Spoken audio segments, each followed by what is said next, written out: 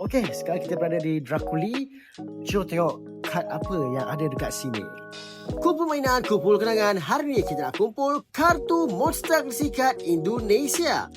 Di kedai Drakuli ni dia ada jual pelbagai jenis permainan dan yang pastinya di sini juga ada menjual kartu Monster Galaxy Card. Dan di sini saya berjaya mendapatkan starter deck pertama Indonesia, starter deck Elemental. Sama seperti versi Malaysia, dalam satu starter deck ni kita akan dapat 33 keping kad.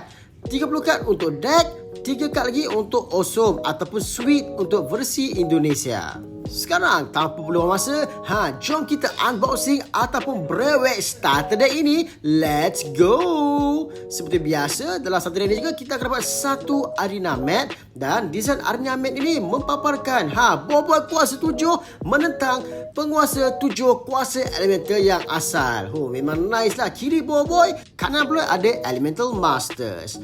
Tadi dah tengok arena mat, sekarang tengok kad apa yang ada dalam deck ini. Okey, kita ada history marker dan kad cara bermain. Okey, untuk Indonesia tak ada kad chop Alright, kad pertama kita ada Retaka Voltra. Seterusnya kita ada Boboiboy Blaze, Panglima Pairapi, Kupudri, Sinarbot, kartu pendukung, Ultrabot rosak, Ultrabot, Retaka Voltra, Retaka Beliung, Panglima Pairapi, Ultrabot, Satrianta, Crystal Bot. Kad awesome daun, kad awesome air. Okey, kita ada Mas Mawais lagi, Boboiboy Ice, Boboiboy Halilintar, Retaka Crystal, Retaka Gamma, King Balakong, Hangkasa, kad awesome api, Retaka Balak, Boboiboy Solar, Duri dan juga Gempa.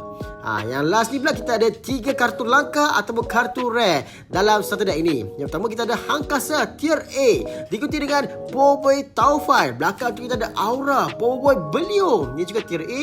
Seterusnya kita ada, bukan 3 tapi 4.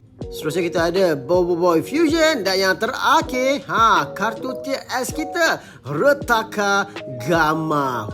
Warna gold, memang cantik. Dan bagi yang tak tahu, semua kad-kad ni boleh digabungkan menjadi satu poster mega Monster Galaxy Card.